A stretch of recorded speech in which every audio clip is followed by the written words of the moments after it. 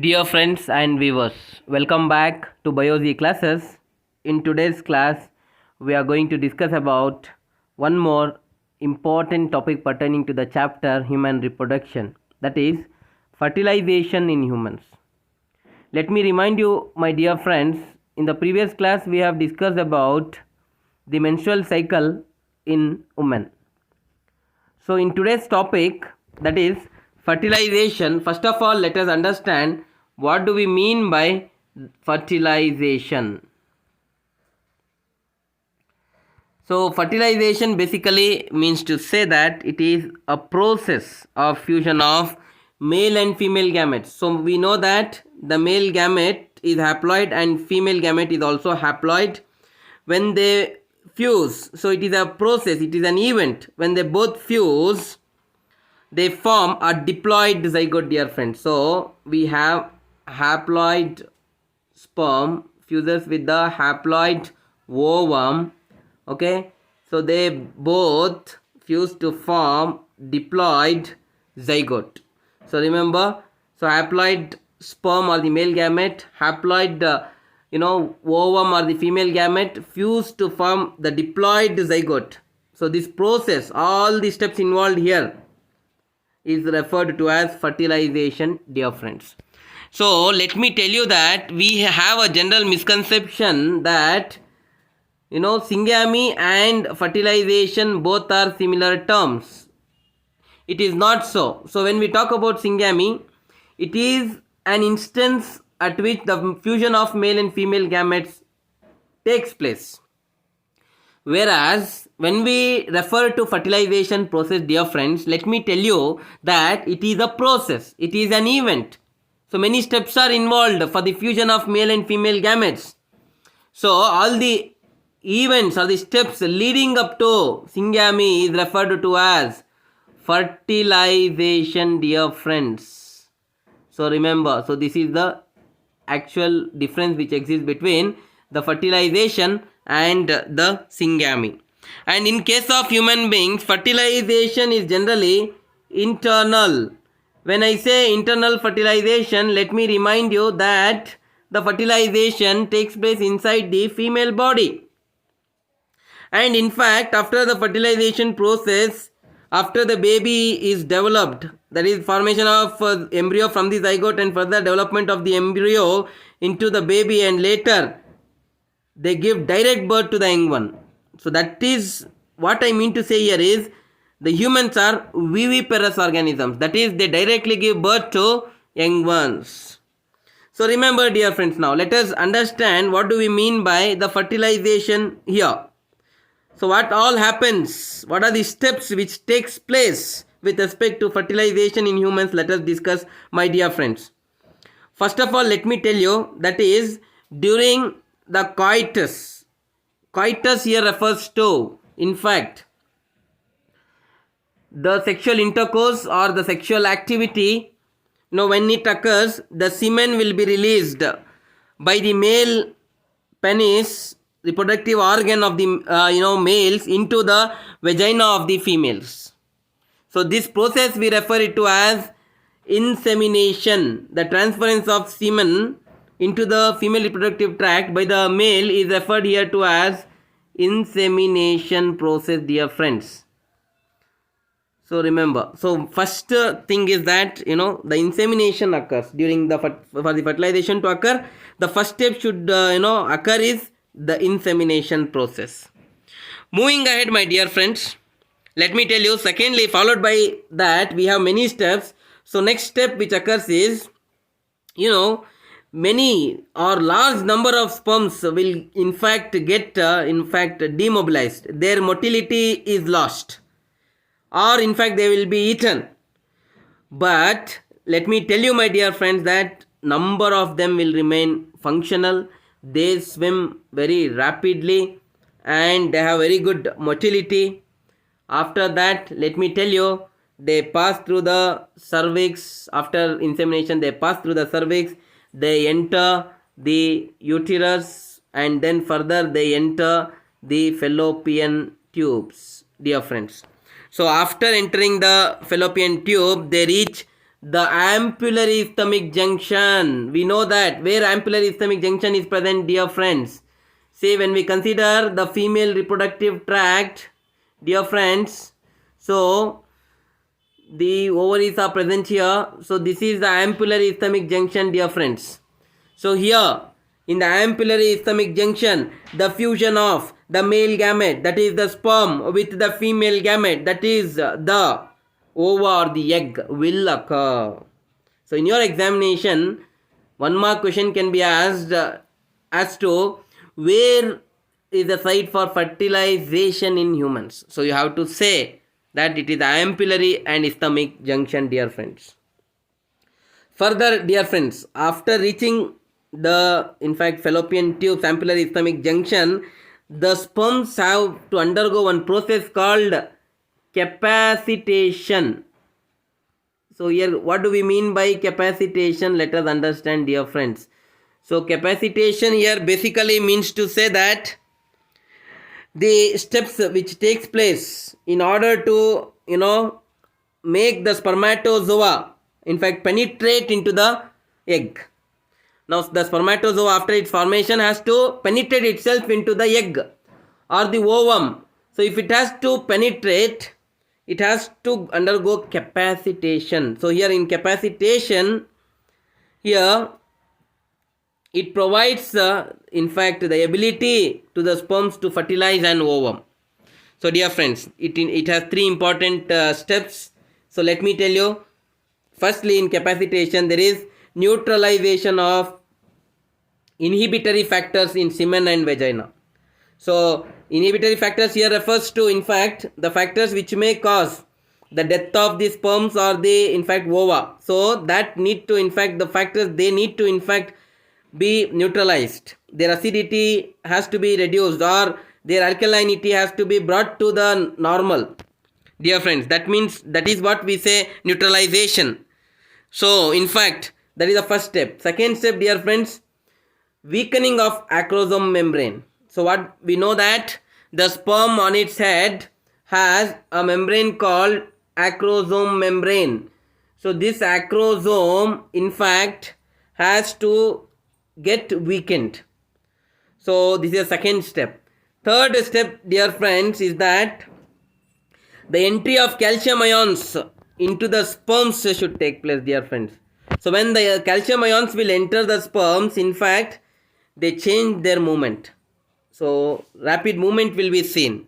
So anyway, so these are the important steps you need to remember pertaining to capacitation. Let me remind you, first insemination should occur. That is the transfer of the semen into the female reproductive tract. Second step is that when it happens so that the sperms will become demobilized and many will get eaten up, and finally few of these sperms which are functional, which are rapid, which are vigorous, high on energy will reach the ampullary stomach junction of the fallopian tube. So after that it undergoes capacitation, that is it is an ability of the sperm to fertilize with an ovum.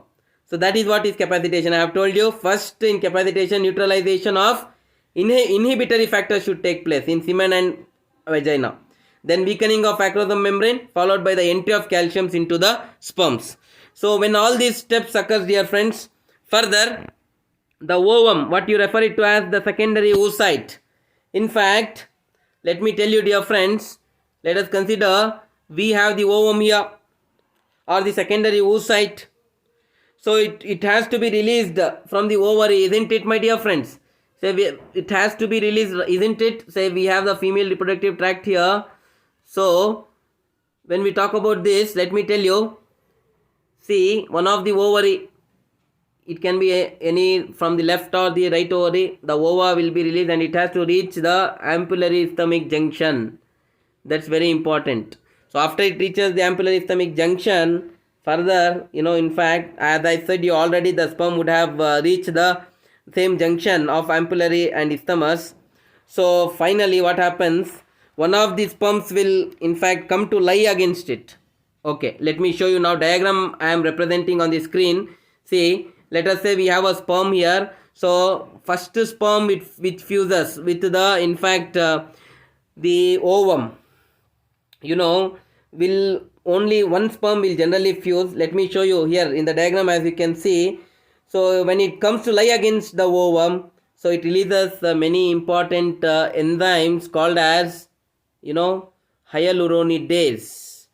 We have different enzymes. First enzyme is we have hyaluronidase, then we have acrosin, and also we have neuraminidase. See, let me represent here. Secondly, we have acrosin, and then followed by one more important enzyme, that is neuraminidase.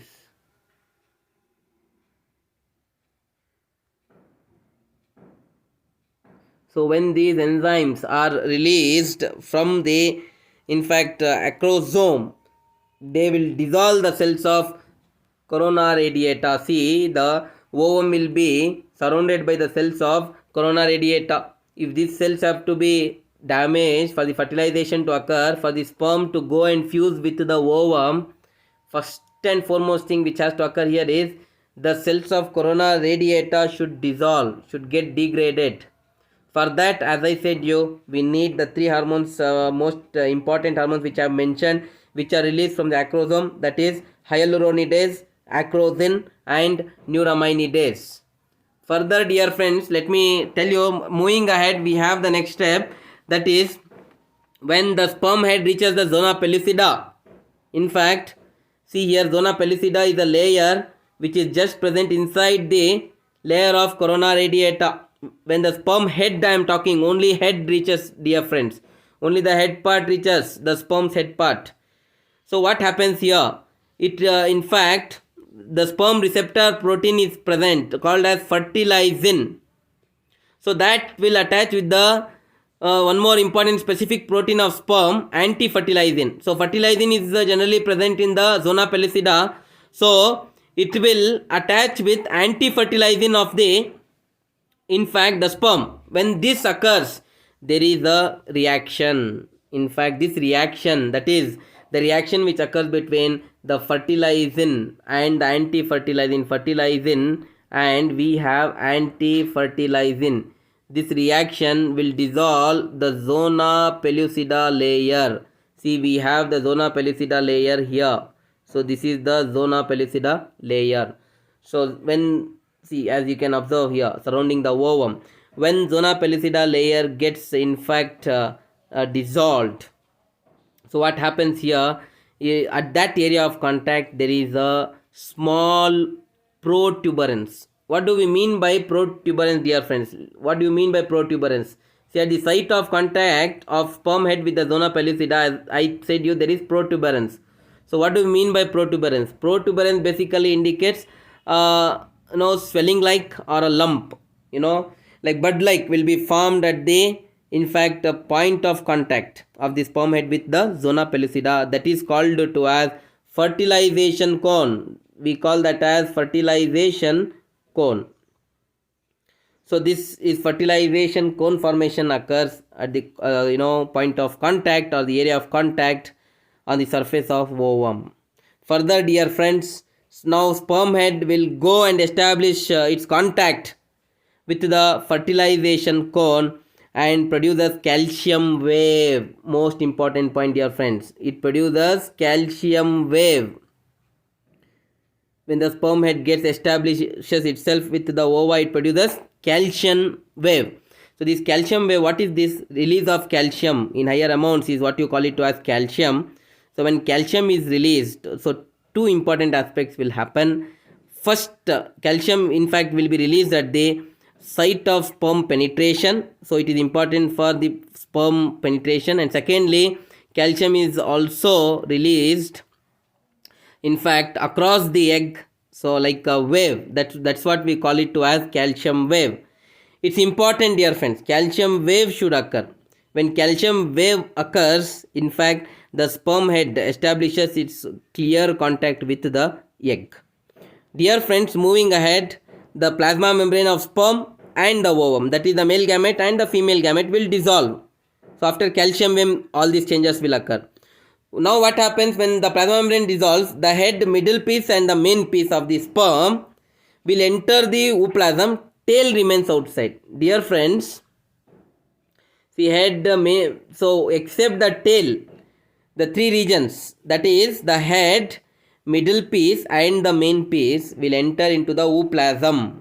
That is the cytoplasm of the egg, and the tail will remain outside. It will not enter. Remember friends, this is an important point you have to remember with respect to the fertilization. Okay, then what happens? Fertilization cone now will in fact subside. It gets degraded, and in fact we can say that the deactivation of sperm receptors also will take place in the zona pellucida. So zona pellucida, which has the sperm receptors, inhibitory receptors, sperm receptors which are present, so they get deactivated.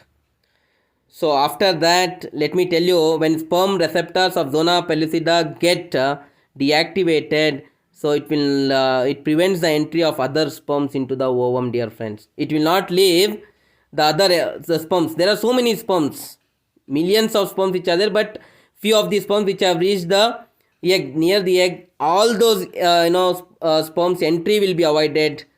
So after the deactivation of sperm receptors of zona pellucida, dear friends.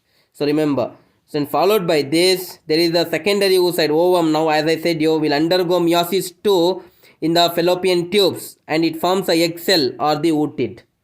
Now secondary oocyte which is present, so this will undergo meiosis 2. In fact, when it undergoes meiosis 2, so it forms, as I said you, the egg or the ootid. It forms the egg, the female gamete, proper female gamete, or it can also be referred to as, dear friends, as ootid. So when this is formed, further what happens, let us understand, my dear friends. There is in fact, along with the ootid, the formation of secondary polar body. So the polar body, as we have discussed earlier, will be in fact absorbed by the female reproductive tract. There is no much significance of polar body. So only after the completion of the secondary meiotic division, second meiotic division, there is a formation of, dear friends, only one egg or ovum. So remember this. Okay, so this we have studied in the oogenesis process in the previous classes, dear friends. Now let us understand that the nuclear envelope, that is the nucleus covering the covering membrane of the nucleus, the nuclear envelope will definitely in fact disintegrate of both sperm and the ova. When this happens, dear friends, we all know that in fact the chromosomes will mix, the chromosomes will mingle, and they will be held by spindles. So when this happens, dear friends, in fact the zygote will be formed, and this in fact the process is referred to as syngamy, karyogamy or amphimixis. Remember, dear friends. And further, sex of the baby, let me tell you, when chromosomes mingle, let me tell you that it is determined by the father and not by the mother generally. So let me tell you that the chromosome pattern of the females is same, that is the sex chromosomes of females is XX, that with respect to female I am speaking, and with respect to males it is XY, the sexual chromosomes, so the sex determining chromosomes. So what happens here is that all the female gametes, dear friends, can contribute only X because they have XX. So 50% of the chromosomes will go from the paternal side and 50% from the maternal side. So in that case, the male can contribute X or Y, but the female can contribute only X. That is why I am telling you, dear friends, that sex of the baby is determined by the male and not the female. Remember that. So what happens if X from the female fuses with the X chromosome of the male, it will form XX, again female will be formed. If X chromosome of the female fuses with the Y chromosome of the male, it results in the formation of the male baby, dear friends. So that's where we need to understand that father is important here, because he decides the in fact the sex of the baby. So these are the few important aspects pertaining to the concept fertilization in human beings. So remember all the steps from the beginning, from the insemination till the formation of zygote. All the steps which occur we need to remember. Okay. So please keep following up with the channel Biology classes. I thank everyone for your patient hearing, and further in the coming classes we are going to discuss many important topics, like we have cleavage and embryogenesis, followed by implantation, pregnancy and development. All these concepts we are going to discuss further. So thank you very much. Don't forget to like, subscribe and share.